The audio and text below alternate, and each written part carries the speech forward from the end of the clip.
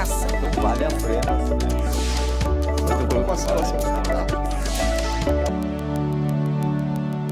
Mês de férias, passeios com as crianças, viagens. Mas as grávidas podem acompanhar esse ritmo e se aventurar por aí?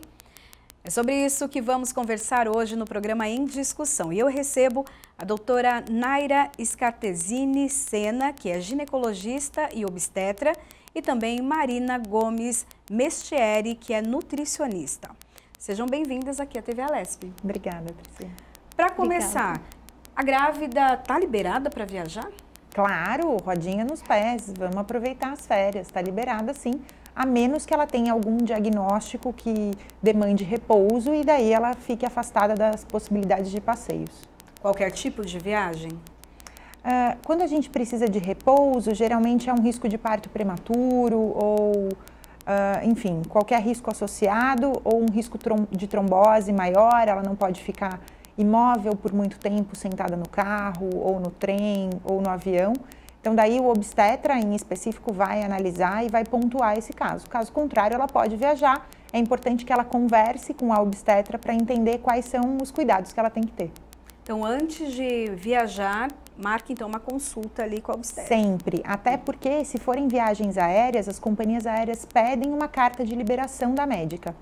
Então, para grávidas aparentes, né? As grávidas muito recentes, às vezes a companhia aérea não sabe, mas é mais seguro que ela leve esse documento para não ter nenhum problema no embarque.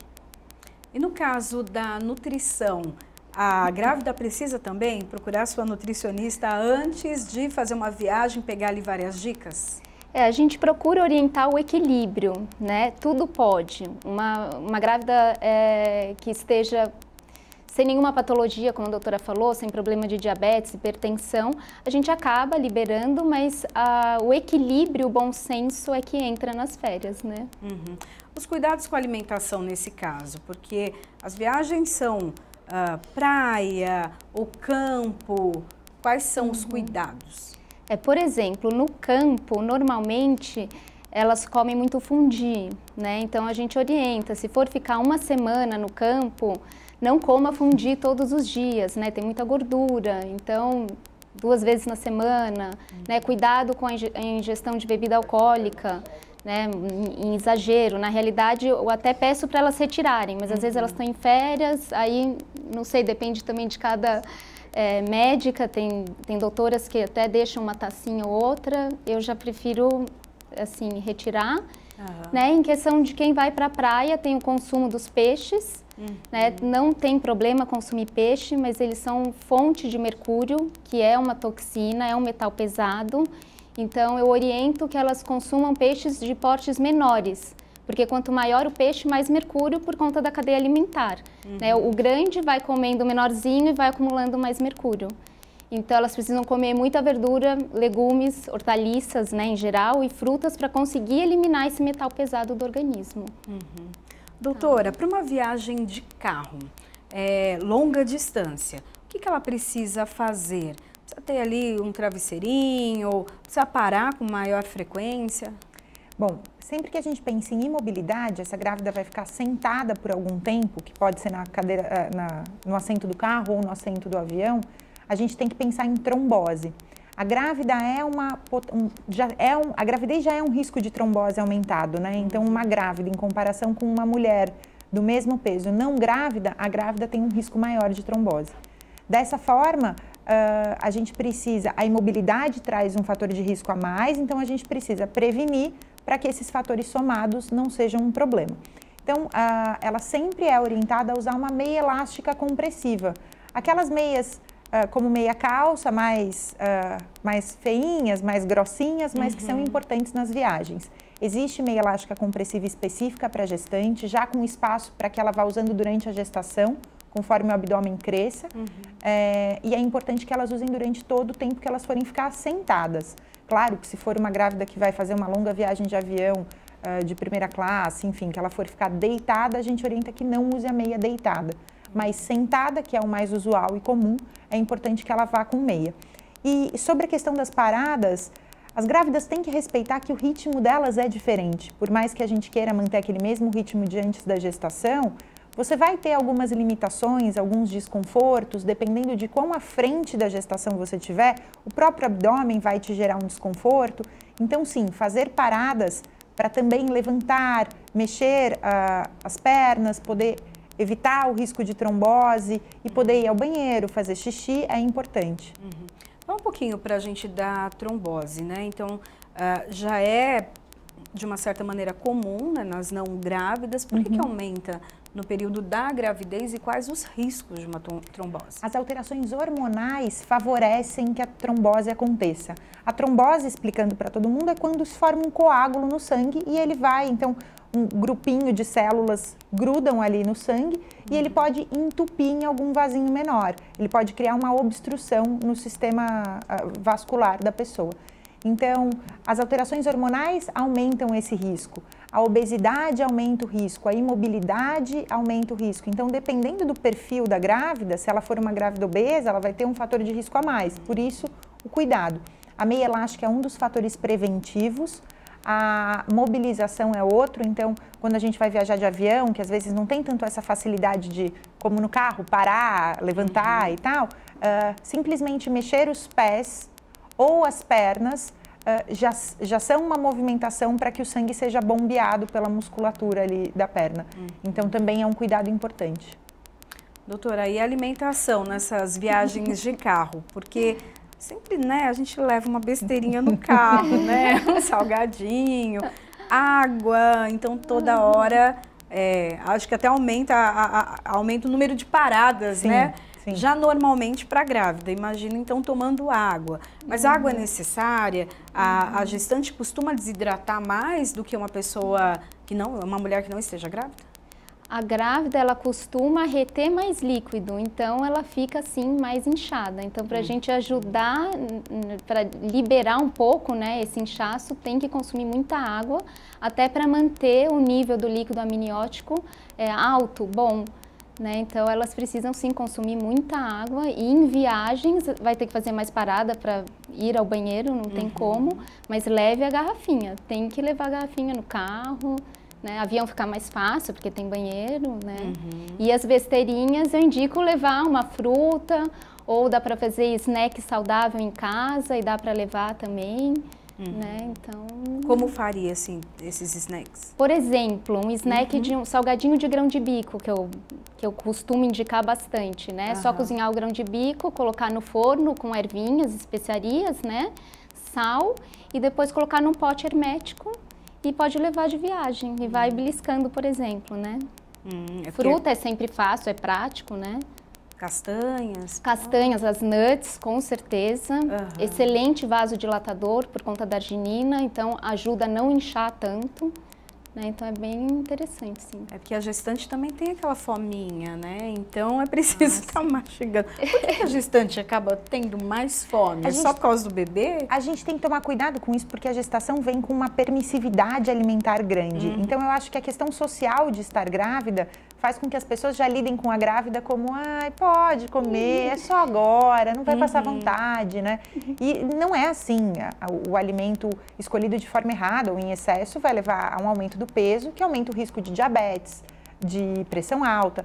Então, a questão da permissividade é muito frequente. E daí é você organizar a sua mente, né? E falar, não, eu sei o que passar numa consulta nutricional, entender quais são as suas reais necessidades, porque a gente tem uma diferença aí da fome real e da fome emocional. Às vezes a gente acha que está com fome, mas você até pensa, nossa, comi agora, 1 hora atrás.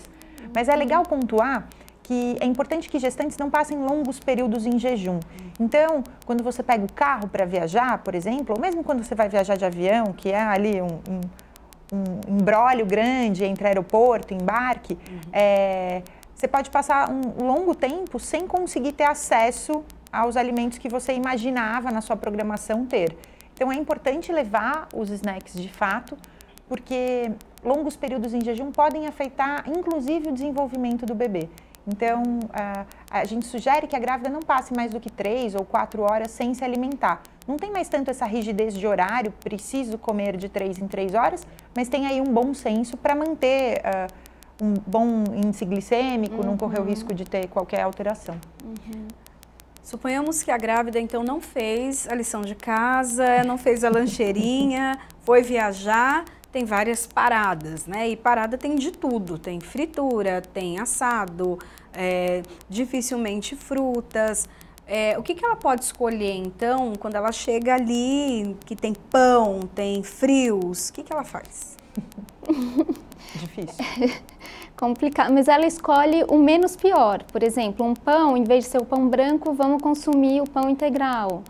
Né? Pão de queijo pode ser uma boa saída, né? Tem polvilho, não tem glúten, né? Tem o próprio queijo, fonte de proteína, né?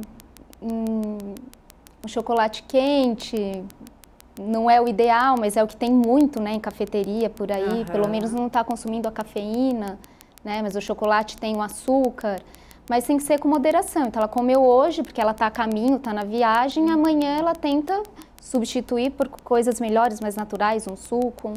Um suco natural também pode ser uma boa opção. Dá prioridade também para os assados e não para os sim, isso sempre, sempre. Né? Priorizar os assados sempre em vez da fritura, né? Porque a fritura tem a gordura trans, né? A gordura vegetal trans, né? Que acaba entupindo as veias, as artérias, né? E daí, no caso das viagens, tem uma data que a mulher pode, a partir de tal mês, pode viajar. A gente sabe que os 3 primeiros meses tem muito mais, os cuidados são redobrados, né? E depois, de certa maneira, é liberado, né? Mas é mesmo? A gente tenta aproximar essa grávida ao máximo possível da normalidade, né? Porque, afinal de contas, ela está grávida e ela vai levar a rotina dela normal. Então, se ela não tiver nenhum diagnóstico diferente, enfim, tive um descolamento de placenta ou tive qualquer infecção genital que me inspire cuidados, enfim, se ela não tiver nada disso, ela pode e deve viajar quando ela quiser, sempre se comunicando com a obstetra para ter a orientação adequada para aquele destino que ela vai.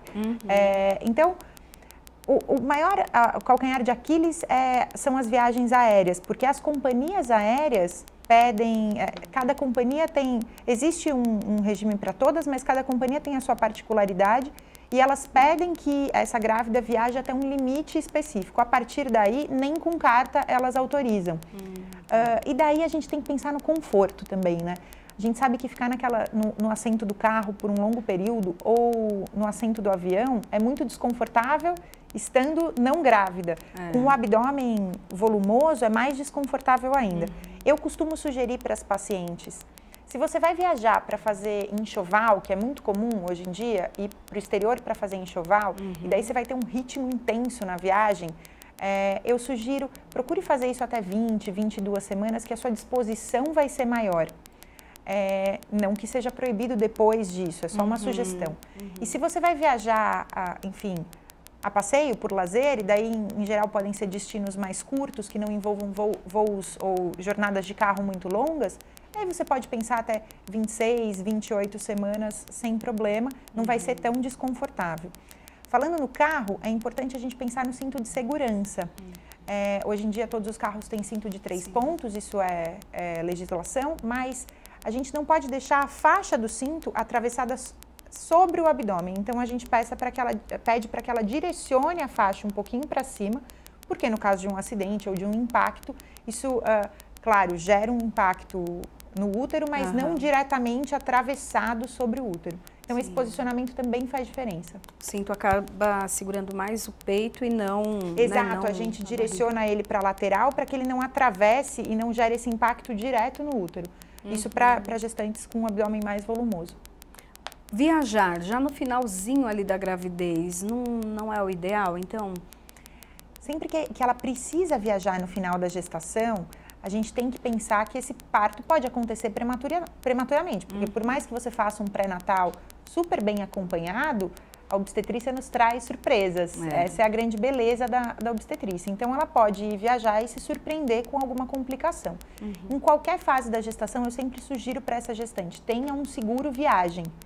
Principalmente se você for para o exterior, né? Aqui no Brasil, você acaba tendo cobertura dos planos nacionais, nem todos, mas a grande maioria. Agora, se você vai para o exterior e você tiver uma intercorrência, você precisa ter assistência. E nem todos os planos têm cobertura para grávida, os planos internacionais. Então, um seguro viagem é muito importante. como eu te falei, ela pode viajar sempre, mas daí a gente tem que ter o bom senso dos riscos que ela corre de acontecer alguma questão na determinada fase da gestação que ela está. Então, se a gente fala de uma grávida de gemelar, múltiplos, né, mais de um bebê, essa grávida, pela distensão do útero, quando eu tenho mais conteúdo dentro do útero, ele estica mais e a chance dele contrair reativamente é maior. Então, é uma grávida potencial com risco de entrar em trabalho de parto antes das 37 semanas, que é o usual. Então, essa gestante, eu já tenho que ficar de olho ao redor das 34, 35 semanas e sugerir que ela não viaje, porque ela pode se surpreender com alguma intercorrência fora. Nesse caso também é importante, antes da viagem, fazer um mapinha ali de onde tem hospitais, escolher destinos que realmente tenham um atendimento rápido, caso ela precise. A gente não precisa entrar numa neurose, né, e restringir tanto os destinos nesse sentido, mas a gente tem que ter o bom senso da rota de fuga, né? Aonde minimamente eu vou procurar assistência se eu tiver qualquer questão. Às vezes o próprio hotel, o concierge do hotel pode te ajudar com isso de forma muito fácil e que não tome muito seu tempo.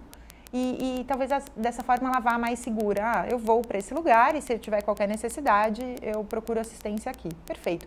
A ideia é não precisar da assistência, mas ter esse planejamento faz diferença. Grávida pode fazer um cruzeiro? Sempre pode. Aí no cruzeiro a gente tem que pensar na questão da instabilidade. A grávida, por si só, pelas alterações hormonais, pode ter mais náusea, principalmente no início da gestação, né? Então, as náuseas são mais comuns até 16 semanas. Então, essa gestante vai ser mais vulnerável ao balanço do mar e a potencializar essas náuseas. Nada que impeça ela de ir, mas leve uma farmacinha com você, né? O que conversa com a obstetra, veja o que ela pode tomar e quais podem ser as necessidades dela nesse período. E daí leve com você, porque estando no navio você está ali restrita em acesso a medicamentos, etc. Então levando não tem problema nenhum. A alimentação muda alguma coisa? Então, no navio é bem pior, né? Porque tem a questão da livre demanda, né? Sim. É comida o dia inteiro, então dá muita vontade de comer tudo. São as panquecas, tem muita coisa, né? Muito pãozinho, pão doce. Vai ter que se controlar um pouquinho, não tem como. Mas o legal é que dá para fazer exercício, né? Tem bastante atividade, tem hidroginástica, então por esse lado é bom. Ela vai estar bastante ativa, né? E falando em enjoos, em náuseas, a gente tem um truque assim na nutrição, que é o gengibre. Elas podem consumir gengibre, aliás, é um dos poucos chás que eu recomendo na gestação, e eles ajudam muito na náusea e no enjoo. Então, de repente, levar o gengibre na mala, pedir para a cozinha cortar e jogar uma água quente, já virou um chazinho, né? Ótima dica. Então, né? Mais natural, assim. E tem uma quantidade máxima que pode tomar? Por dia, no máximo 3 xícaras desse chazinho. Os chás para ajudar na náusea. Não são muito recomendados, né, na gravidez, por quê? Porque a gente não conhece o poder das plantas no organismo da gestante. Então, tem alguns chás, por exemplo, de erva doce, que ele pode secar o líquido amniótico. Então, a gente acha que é um chá seguro, mas não é. Vai acalmar, vai ajudar a dormir. O de camomila também tem esse poder. Então, a gente prefere não indicar nenhum chá, a não ser o de cranberry e o de gengibre, que são os que eu oriento, né? E ainda o gengibre ajuda na questão da náusea, enjoo, dor de cabeça também. Aí no caso ainda nos cruzeiros tem as piscinas lá. A gestante pode ir para a piscina tranquilamente? O que ela não pode fazer na piscina? Não, ela pode.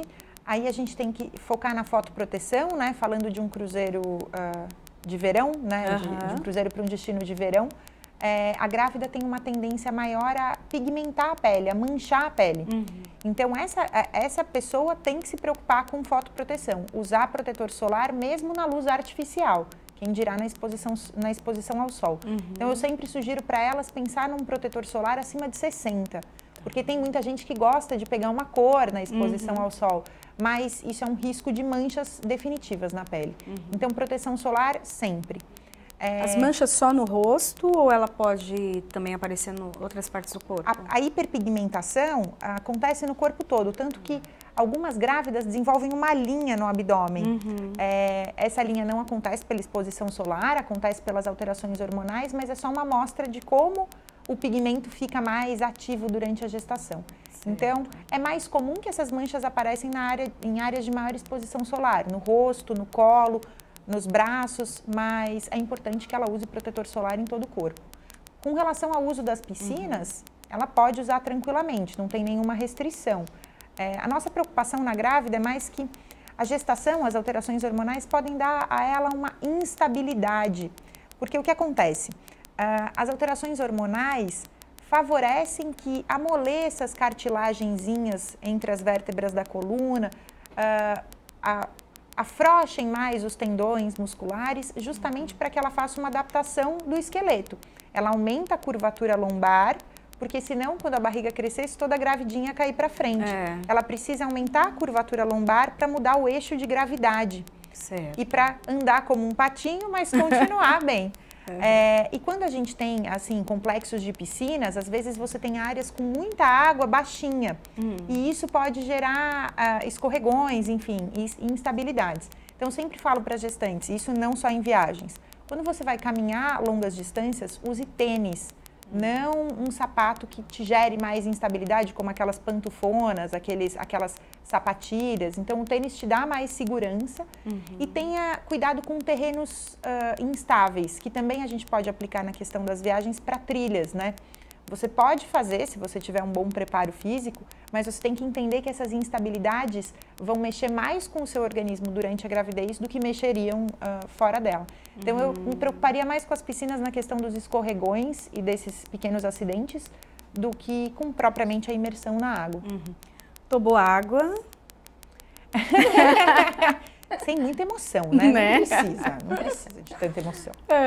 Não é o ideal, então. Não, dependendo do perfil, não é o ideal. Do mesmo jeito, esportes aquáticos, já que a gente está nessa temática, por exemplo, o stand-up paddle, que é surgiu assim com tanta força, é muita instabilidade, né? Porque o stand-up paddle basicamente é você se equilibrar sobre a prancha, que te traz uma instabilidade já. Se você somar essa instabilidade da gestante, você aumenta o risco dela de queda. E pensar numa gestante barrigudona, uma queda ali pode ser um impacto na barriga desnecessário, vai trazer um risco desnecessário. Então, a gente deve se exercitar e ter experiências novas nas viagens, mas com bom senso do que a gente vai escolher, claro. E independente do tamanho da barriga, se ela estiver ali no comecinho da gravidez... Essas alterações começam a acontecer bem no início para ir aos poucos adaptando esse esqueleto, porque não é uma mudança que você consegue fazer tão imediata. Então, é um cuidado que ela... na primeira consulta de pré-natal, eu já falo para elas, e conto até a minha experiência. Eu tive uma fratura no dedão do pé, na 7ª semana de gestação, caminhando descalça, em casa mesmo. Então, essa instabilidade impacta bastante no equilíbrio da gestante. No caso de mergulho, pode fazer mergulho? Então, snorkel seria totalmente tranquilo, porque é uma flutuação, né? Você não tem nenhuma pressão de coluna de água sobre você, e daí você vai observar isso tranquilamente, não tem problema. Mergulho, quando a gente fala de mergulho com cilindro, mergulho de profundidade, a gente vai ter alterações da pressão da coluna de água sobre aquela gestante. Então, eu não recomendaria. E ainda falando sobre essa questão da água, daí a gente vai um pouquinho agora para o mar, né?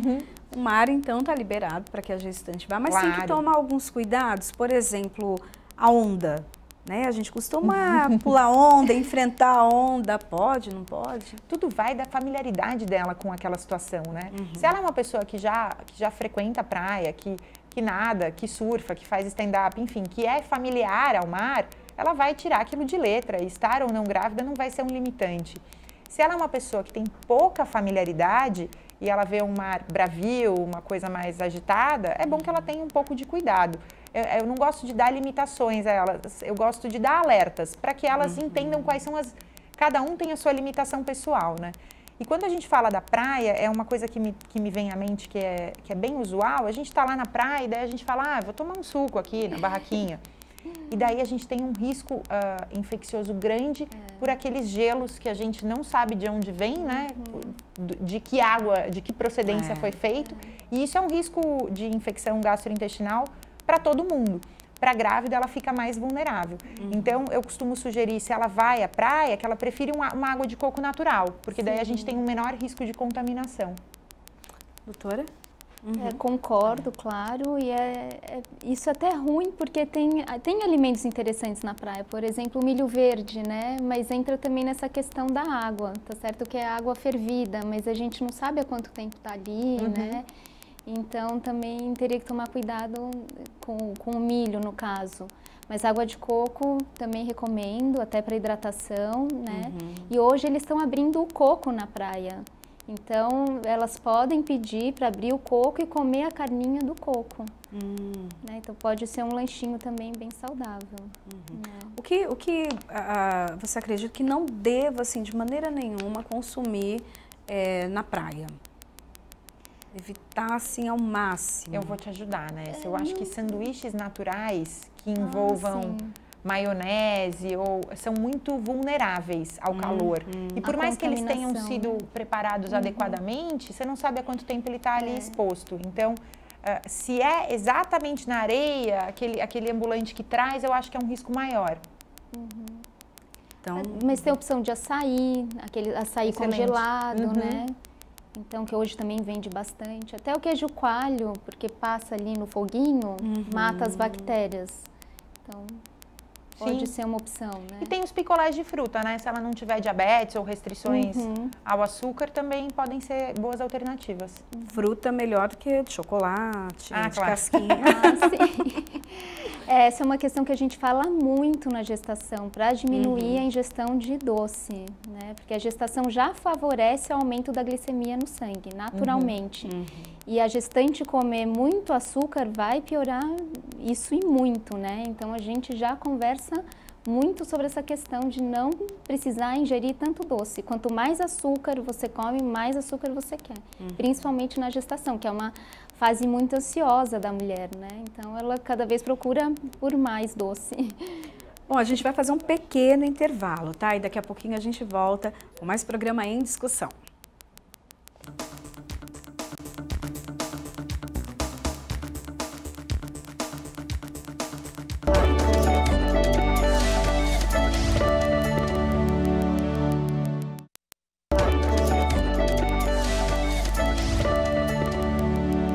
Estamos de volta com o programa em discussão. O assunto de hoje é grávidas em férias. Bom, doutora, a gente falava então no bloco anterior da praia, né? A grávida na praia, grávidas, vocês estão liberadas então para ir à praia, contanto que sigam aqui as dicas da doutora e também da nutricionista. Bom, às vezes vai para a praia e fica o dia inteiro lá, né? Ou um longo período. Tem a questão do biquíni, né? Para a mulher, no geral, já é uma coisa complicada ficar com o biquíni molhado. Eu queria que a senhora falasse, para a gestante, é pior? Bom, durante a gravidez, metade da informação genética que está crescendo dentro da gente pertence ao parceiro, não a nós.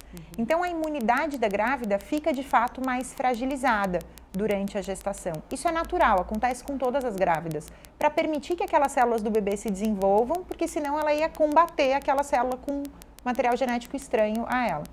Então, grávidas são mais suscetíveis a infecções oportunistas, por isso grávida é foco para vacinação da gripe, grávida pode ter mais infecção urinária e pode ter mais corrimento também. A gravidez por si só também traz uma alteração da secreção vaginal. Então, é normal que toda mulher saudável tenha um pouquinho de secreção vaginal que vai se exteriorizar pela calcinha, mas não vai gerar sintoma, não vai dar coceira, não vai doer, não vai ter cheiro forte, nada disso. Durante a gravidez, o corpo aumenta essa produção. É como se ele estivesse defendendo o bebê que está dentro do útero. Pensando que quando a gente está de pé, essa secreção escorre, eu brinco com as pacientes que eu estou aumentando a água da cachoeira para o rapel da bactéria. Ela tem mais dificuldade para subir se eu aumento a quantidade de secreção escorrendo pela vagina. Então, a gravidez aumenta a quantidade de secreção normal, fisiológica. E esse cenário, que secreção é comida para a bactéria, Quando a gente coloca num ambiente quente da praia e abafado, porque a roupa de banho não permite tanta transpiração, com umidade, é um prato feito para infecções oportunistas, tanto a candidíase quanto infecções bacterianas. Isso é um cuidado que toda mulher tem que ter na praia, que é tentar não ficar longas horas, longos períodos com a roupa de banho molhada, o maiô, o biquíni molhado. Mas a grávida tem que ter essa delicadeza de levar, então, se você for fazer um passeio de barco ou se você for ficar um longo período na praia, leva um biquíni de reserva, troca ali no banheiro do restaurante ou do bar que tem por ali, para que você não fique todo esse tempo. Tem um período máximo que dá para ficar? Isso depende muito do organismo de cada um. Tanto que tem mulheres que você fala assim, putz, nunca tive candidíase, e outras que falam, nossa, eu já tive 3 esse ano. Então, depende muito da flora bacteriana de cada um. Se ela conseguir aí, se ela for passar o dia inteiro na praia, pelo menos na hora do almoço, trocar o biquíni, já é uma grande vitória. A candidíase, ela é também perigosa para o bebê? Não, a candidíase não é um risco grande na gestação do ponto de vista do bebê, mas infecções bacterianas podem inclusive levar a um trabalho de parto prematuro. Ou a uma ruptura da bolsa, né, quando a bolsa se rompe, o líquido sai, também prematuro. Então, merece atenção. No caso, as infecções urinárias, é isso?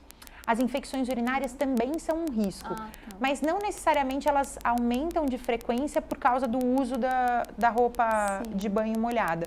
Então, infecção urinária é sim um risco de parto prematuro, mas daí elas estão mais relacionadas a ficar longos períodos sem fazer xixi, consumir menos água, que faz com que você faça menos xixi.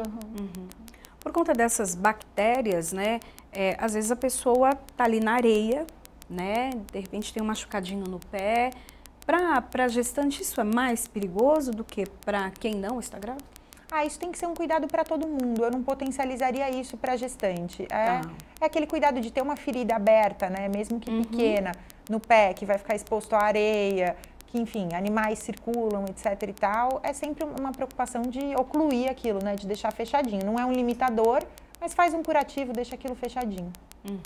Bom, vamos então para o campo, né? Às vezes tem alguns hotéis que tem algumas atividades mais radicais, então tem um passeio mais longo, arvorismo, rapel. Pode? A grávida pode subir ali nas alturas e se arriscar um pouquinho? Tudo depende do quanto ela está acostumada a fazer aquilo e do quão preparo ela tem. Se ela já faz atividade física antes de engravidar, engravidou e seguiu fazendo atividade física, ela se sente confortável com aquilo, ela sempre pode fazer, né? Hoje em dia as grávidas fazem os mais diferentes tipos de atividade física, mas ela tem que ter atenção, se não vai apoiar nenhum peso sobre o abdômen dela, ou nenhum cinto vai ter que apertar o abdômen dela ou comprimir, e também se ela não tem um risco iminente de impacto direto, que era o que eu estava falando do stand-up. Que essa gestante pode escorregar e bater a barriga direto na prancha, e isso não é incomum. Então, se você for pensar em arvorismo, naqueles caminhos entre as árvores, eu não vejo nenhum problema. Ela vai ter que subir até lá, ela vai ter uma dificuldade aí, mas se ela tiver preparo para isso, ela pode fazer. O rapel, aquele que você tá na cordinha e vai... Então, a tirolesa. O rapel é aquele que você sobe. Verdade, tirolesa. Que é mais difícil fazer grávida, eu acho, mas vai que ela já vai, faz né? isso muito. Eu não tenho experiência. A tirolesa, eu daí precisaria ver no ambiente aonde aquele cinto prende, porque geralmente ele prende como uma calcinha, né? E daí eu acho que ela não vai conseguir fazer, que vai ser um limitante do equipamento mesmo. Mas aí o único problema mesmo seria essa proteção, esse cinto. Sim, a emoção que a atividade traz não é um risco. Não é o risco. Tem no campo, assim, a senhora acha que tem algum outro cuidado que a grávida precisa ter? A gente sabe que tem muito pernilongo, então a gente sempre tem que estar com repelente. A grávida pode usar qualquer tipo de repelente, não? O repelente deve ser usado pela grávida e a gente tem que saber usar o repelente. Então, é importante que ele seja aplicado depois de tudo. O repelente é a última camada. Depois de tudo o quê, né? Por exemplo, ela precisa passar protetor solar. Passa o protetor solar antes e o repelente depois. E daí, se ela não quiser muito creme, um em cima do outro, ela pode usar o repelente spray mesmo. Ela pode usar qualquer tipo de repelente, mas é importante que ela entenda a duração desse repelente. Quanto tempo de duração ele tem na pele? 2 horas ou 6 horas? Porque ela precisa se preocupar em reaplicar. Então, para facilitar a vida, eu sempre falo, escolhe um repelente que dura mais tempo, para você não ter que ficar com mais essa preocupação de reaplicá-lo.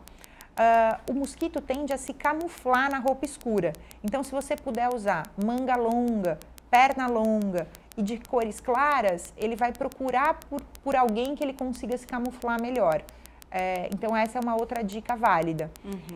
E hotel de campo sempre tem muita comida, né? Assim, é sempre aquele balcão de bolo, aquela coisa enorme.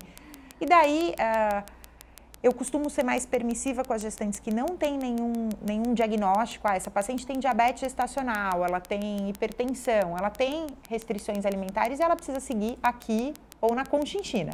Agora, se ela não tem nenhum limitante, eu até permito que ela se esbalde um pouquinho mais, mas com uma certa noção. Então, se ela vai comer um pouco mais no almoço, que seja mais centrada na dieta. Não sei se eu sou muito boazinha. Não é não, porque eu também sou, viu? É assim, o momento da gestação não é um momento para enfiar o pé na jaca, como a gente fala, né? Muitas gestantes falam, tô grávida mesmo, vou comer tudo que eu quero, tudo que eu tenho vontade, ganhar 30 quilos, depois eu perco. Não é assim. É um momento que a gente faz uma programação metabólica no bebê. Então, ele vai puxar da mãe o corpo dela. Então, o que ela come é o que ele come. Então, ela precisa ter essa consciência. Então, ela não está grávida e come um pedacinho de bolo, e ela está grávida e come um pedacinho de bolo, tudo bem, né? Alimentação normal. Então, o que a gente fala muito é sobre parcimônia. Então, tá num hotel fazenda, alguma coisa, vai comer sim um bolinho de milho, não tem como não comer, né? Não vai comer meio bolo, né? Exato. Então, vai comer quantidades menores para passar vontade, porque para passar vontade não precisa ser uma quantidade exacerbada, pode ser uma pequena quantidade, já é o suficiente para matar a vontade. Na gestação, a questão da hipertensão e do diabetes aumenta, quem não tem, às vezes aparece. Por que isso acontece? São 2 diagnósticos que podem já vir antes da gestação, então eu posso ter uma diabética ou uma hipertensa que engravida, e daí eu tenho um olhar e um cuidado, ou eles podem aparecer durante a gravidez. O diabetes aparece porque a gente tem um aumento de um hormônio durante a gravidez que se chama lactogênio placentário, e ele mexe no metabolismo do açúcar. Então, ele já vai virar um fator de risco para desenvolver diabetes. Se essa gestante é obesa ou tem sobrepeso, se ela tem casos de diabetes na família ou teve diabetes em alguma gestação anterior, ou se é uma gestação de múltiplos gêmeos, que ela tem uma maior produção de hormônio, ela vai ter um risco aumentado. E daí, antes dela desenvolver o diabetes, a melhor opção é ela já fazer um acompanhamento nutricional para prevenir. A pressão alta, ela não vai vir propriamente pela escolha dos alimentos, mas ela pode aumentar a chance pelo ganho de peso. Então, se ela ganha muito peso, ela vai ter um risco maior de ter pressão alta depois das 20 semanas. E daí a gente sempre tem um cuidado com o sal também, que a hipertensão na gestação não é causada pelo aumento de sal, é causada por uma questão da placenta, de inserção da placenta, mas reduzir o consumo de sal é uma boa alternativa nessa gestante hipertensa. E o consumo exagerado do açúcar pode levar a diabetes gestacional? Ela vai ter picos de glicemia e isso não é interessante, né? Toda vez que come um açúcar, principalmente em jejum, vai dar o pico da glicemia.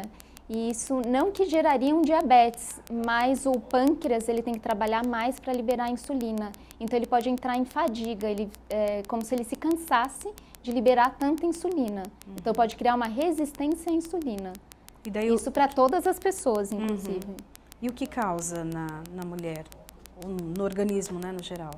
Ela ganha peso e ela tem essa questão de produzir menos insulina. Então, ela não vai conseguir mandar açúcar para dentro das células. O açúcar vai ficar no sangue, por isso que vai dar hiperglicemia. Isso pode aumentar o peso também? Também pode ser um fator, entre outros. O açúcar circulante, esse ambiente mais doce à disposição nessa mãe, pode fazer com que o bebê cresça acima do esperado. Então, é aquele bebê que nasce com mais de 4 quilos, que todo mundo fala que lindo, nasceu criado. E na verdade não, ele pode ser produto de uma alteração.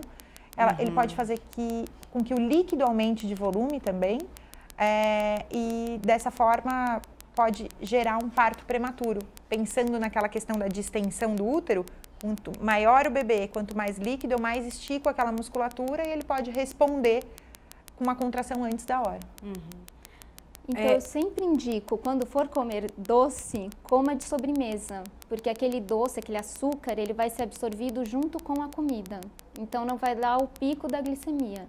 Então, por exemplo, se deixa para comer um pudim de leite no meio da tarde, já fez a digestão do almoço. Então, a gestante ingere e dá o pico na glicemia, no sangue. Então, é melhor que coma de sobremesa. É preciso fazer exames durante a gravidez por conta dessa questão do açúcar, hipertensão? São exames rotineiros? Durante o pré-natal, a gente tem que fazer pelo menos 3 baterias de exame, né? Pensando em trimestres, a gestação tem 3 trimestres, a gente pelo menos, minimamente, tem que fazer em cada um dos trimestres um exame de sangue. E daí, só dosando a glicemia, que é o açúcar no sangue isolado, a gente pode ter esse diagnóstico, ou em determinado período específico da gestação, a gente pode fazer uma curva glicêmica para ter esse diagnóstico de diabetes. Sobre a pressão alta, é a consulta de todo dia, é medir a pressão em toda a consulta e começar a ver uma alteração eventual. A mulher que nunca teve pressão alta e na gravidez, ela sente um desconforto? E que tipo de desconforto ou não sente nada? Não necessariamente. Quando ela sente um desconforto decorrente da pressão alta, em geral a gente já está numa urgência iminente, numa emergência iminente, que daí já pode ser uma pressão muito alta, que não foi diagnosticada nem tratada antes, e pode levar essa mulher a complicações muito maiores. Inclusive para o bebê, né? Sim, inclusive para o bebê. Aí tem a questão da pré-eclâmpsia. Tá ligado? A pré-eclâmpsia, na verdade, e a eclâmpsia são complicações da pressão alta. E elas, sim, dão sintomas, aquelas manchinhas brilhantes no olho, quando a gente, às vezes, semelhante a quando a gente olha para a luz muito tempo, ou uma azia, uma queimação no estômago. São sintomas que não são tão raros de acontecer, mas que quando a gente tem isoladamente, né, não relacionados à pressão, a grávida tem muita azia, mas que quando a gente tem um cenário favorável à pressão alta, a gente tem que orientar essa gestante do risco que isso pode acontecer, e esses são alguns sinalizadores. No caso das viagens, é importante que a grávida leve esses exames com ela ou não é preciso? Bom, por lei, a grávida tem que ter uma carteirinha de pré-natal. Isso é lei. Então, qualquer pré-natal, seja ele público ou privado, tem que fornecer para a paciente a carteira de pré-natal. E a carteira de pré-natal, eu brinco com elas que é como se fosse o RG do bebê. Então, ela vai ter ali as informações dos exames de sangue que ela fez, dos exames de imagem, os ultrassons, das consultas. Aquilo basta para ela levar na viagem. Aquilo já identifica ela como grávida e já leva informações suficientes. E daí, ela vai precisar levar algum exame, enfim, se for uma situação muito específica, e a obstetra dela certamente vai pontuar. Mas só levar a carteirinha de gestante já basta. Vamos falar um pouquinho das vacinas, Sim. né? Porque para algumas viagens é necessária, né? Algumas vacinas. Qual vacina a gestante pode tomar e qual ela não pode? Bom, a gente tem 3 vacinas aqui no país que são recomendadas para gestante. A vacina de gripe, que é uma vacina sazonal, então a gente está agora num período de vacinação para gripe, no finzinho desse período, ele já começou há algum tempo atrás, mas ele acontece sempre mais ou menos no meio do ano, prévio ao inverno, e a vacina de gripe é recomendada para todas as gestantes, independente se ela vai viajar ou não. A vacina de hepatite B, que também é recomendada para gestantes, isso inclusive é uma preocupação quando a mulher sinaliza que ela quer engravidar, a gente já pesquisa isso e já tenta vaciná-la antes. Não porque a vacina durante a gestação seja um problema, mas porque ela ter esses anticorpos no corpo durante a gestação é uma chance maior dela passar eles para o bebê. E daí a gente vai ter também a vacina que chama DTPA, difteria, tétano, coqueluche acelular, que é a vacina para a gestante e, segundo o Ministério da Saúde atualmente, em todas as gestações ela tem que receber, independente de há quanto tempo atrás ela recebeu. Eu tive um filho há 2 anos atrás, tomei a vacina. Tem que tomar de novo? Tem que tomar de novo. Então, essas são 3 vacinas que toda gestante deve tomar e não tem nenhuma relação com as viagens. A vacina que a gente mais pensa em viagem é a febre amarela. E a febre amarela não é recomendada em gestantes, só em casos muito particulares, porque envolve um risco. E daí a gente tem que entender aí qual é o custo-benefício dela tomar essa vacina. Mas não é uma vacina usualmente recomendada na gestação. Que risco que pode trazer? Na verdade, a vacina da febre amarela pode trazer manifestações. Ela não é uma vacina acelular e inócua na grávida. Então, por isso que a gente não usa durante a gravidez. Bom, agora uma pergunta para as duas, né? O que não pode faltar de jeito nenhum, então, na mala da gestante, né? Como que essa mala precisa ser preparada? Vou falar da parte que não envolve comida. Então. Começando pelo básico, essa mala tem que ter rodinha. Ela não pode ter que carregar essa mala. Ou ela tem que ter um marido maravilhoso que carrega a mala para ela. Porque... Só que daí também ela tem que ser boazinha, né? Vai encher a mala de coisa. Porque esse peso pode gerar dores justamente por causa daquelas alterações ortopédicas que a gente falou. Então, uma mala de rodinha e dentro das possibilidades de carregar de peso. Além disso, eu sempre sugiro que ela leve, além da carteira de gestação, que a gente falou, da carteirinha, que ela leve uma pequena farmacinha. Ela não pode esquecer que os polivitamínicos que ela já toma, ela tem que continuar tomando durante a viagem, ela tem que levá-los. Que o creme anti-estrias que ela já usa, ela tem que continuar usando durante a viagem. E daí, eu sugiro sempre que ela leve um antitérmico que ela possa tomar, um analgésico, uma medicação para náusea, uma medicação para azia, para gases, enfim, que faça uma mini farmacinha, porque é melhor você levar aquilo, não mexer e trazer igual, do que você precisar e não ter. E daí, repelente, dependendo do destino, protetor solar para todos os destinos, porque a luz artificial também é um problema, e muita disposição. O repelente, ele é o comum ou precisa ser aquele repelente especial? Não, qualquer repelente ela pode usar, mas daí vamos lembrar sempre do tempo de duração do repelente, para não ter tanto trabalho, para ter que repassar a cada 2 horas. E aí na bolsinha, então, da gestante, o que não pode faltar de comida? Pois é, eu oriento sempre a seguir o plano alimentar que ela está habituada, não tentar, assim, não sair muito, tentar ficar naquele plano alimentar. Então, café da manhã, né, se for em hotel, sempre ter uma fruta, né, uma fonte de proteína, um carboidrato complexo, que é com fibras, né, tentar não sair muito dessa rotina. No almoço, não comer grandes quantidades, manter a quantidade que ela come em casa. São esses tipos de orientação, né? O jantar, alguma coisa mais levinha, né? Não consumir bebida alcoólica, porque daí tem caipirinha, cerveja, né? Então, não consumir. Agora, para levar na mala, fica um pouco mais difícil, né? Mas se bem que hoje tem alguns snacks, mas acho que não é o... Acho que não cabe para esse tipo de viagem. Ela pode comprar por lá, enfim, tem chips de legumes de saquinho, que não são fritos, são assados, pode ser uma opção. Barrinha cereal caseira, que a gente faz e congela, ela pode fazer e levar congelada. Pode ser uma alternativa, né? Bom, então, para a gente concluir aqui nosso programa, doutora, quais são as suas dicas, então, né? A senhora já falou da mala, mas tem alguma outra dica que a senhora quer dar? Claro, seguindo esse resumão, não esquecer a meia elástica compressiva para ida e para volta, e para as gestantes que vão fazer enxoval, então elas vão ficar longos períodos em pé, caminhando pelas lojas, use a meia compressiva também durante o dia. Inclusive, eu sugiro para elas, se vai fazer enxoval, tente já pesquisar as coisas antes, já compre algumas coisas para serem entregues, para que isso não seja tão desgastante. E aproveite muito, né? Não esquece do seguro-saúde, o seguro-saúde que tem a cobertura para gestante, mas aproveite, tire foto da barriga em todos os lugares, porque depois vai ser um prazer rever. Suas dicas finais? Não exagere, coma com moderação, faça o seu melhor, o possível, né, que tiver dentro do seu alcance ali na viagem, e aproveite muito, porque depois o bebê vem para dar trabalho, né? Alegria, mas trabalho também, né?